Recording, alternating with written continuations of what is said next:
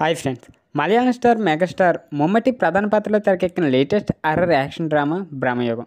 So Arjun Ashokan, Siddharth Bharathan, Abdul Aliz ఇతర కీలక పాత్రలు అయితే పోషించారు.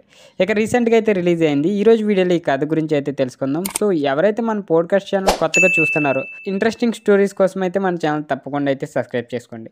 ఈ కథ విషయానికి వెళ్ళిపోతే, తేవన్ అంటే అర్జున్ అశోకన్ ఒక మంచి గాయకుడు. తన స్నేహితుడితో కలిసి అడవిలో ప్రయాణిస్తూ అనుకోకుండా చివరికి ఒంటరిగా ఓ పాడుపడ్డ పెద్ద భవంతికి అయితే వెళ్తాడు. అక్కడ ఓ వంటవాడు అంటే సిద్ధార్థ్ భరతన్, తనతో పాటు ఆ ఇంటి యజమాని కుడివెన్ పొట్టి అంటే మమ్ముట్టి మాత్రమే ఉంటారు. తన ఇంటికి వచ్చిన అతిథి అంటూ తేవన్ను కుడివెన్ పొట్టి బాగానే ఆదరిస్తాడు. సో ఈ క్రమంలో జరిగిన కొన్ని నాటకీయ పరిణామాల నేపథ్యంలో తేవన్ ఆ ఇంటి నుంచి పారిపోవాలనైతే అనేక ప్రయత్నాలు చేస్తాడు.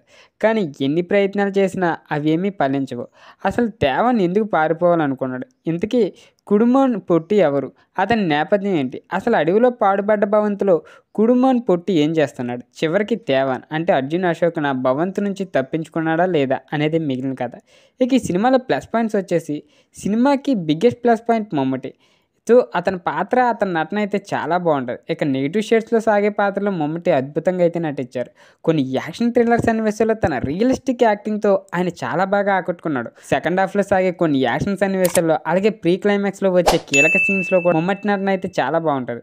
ఇక దర్శకుడు రాహుల్ సదాశివన్ రాసుకున్న మెయిన్ కథాంశం, అలాగే కథ జరిగిన నేపథ్యం బాగున్నాయి. ఇక ఈ సినిమాలో మరో ప్రధాన పాత్రలో నటించిన అశోకన్ కూడా తన నటనతో ఆకట్టుకున్నాడు.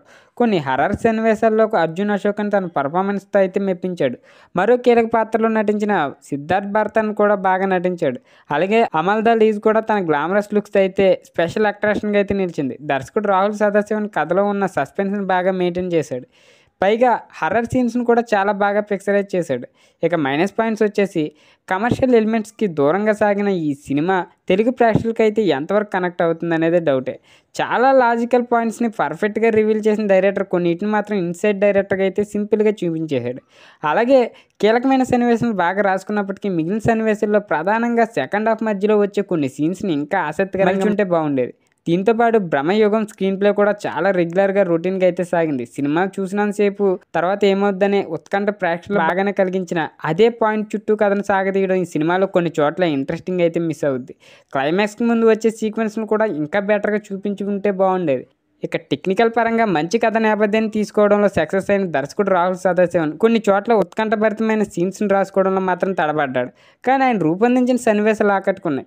ఇక సంగీత దర్శకుడు క్రిప్టో జెఫియర్ సంగీతం కూడా బాగుంది. సినిమాటోగ్రఫీ వర్క్ కూడా సినిమాకే ప్రత్యేకంగా ఆకర్షణగా అయితే నిలిచింది. ఇక ఫైనల్గా చెప్పేది ఏంటంటే, బ్రహ్మయుగం అంటూ వచ్చిన ఈ మిస్టరీ హారర్ థ్రిల్లర్ వర్గం ప్రేక్షకులకు కొత్త అనుభూతిని అయితే ఇస్తుంది. ముఖ్యంగా దర్శకుడు రాహుల్ సదాశివన్ రాసిన కథ, హర్రర్ సన్నివేశాలు అయితే చాలా ఇంట్రెస్టింగ్గా ఉంటాయి. సో మీలో చాలామందికి అయితే నచ్చిద్ది అనుకుంటున్నా. ఈ మూవీని మీలో ఎంతమంది చూసారో కింద కామెంట్ రూపంలో తెలియజేయండి. వీడియో నచ్చితే తప్పకుండా లైక్ చేయండి. ఇలాంటి ఇంట్రెస్టింగ్ స్టోరీస్ కోసం మన ఛానల్ తప్పకుండా సబ్స్క్రైబ్ చేసుకోండి.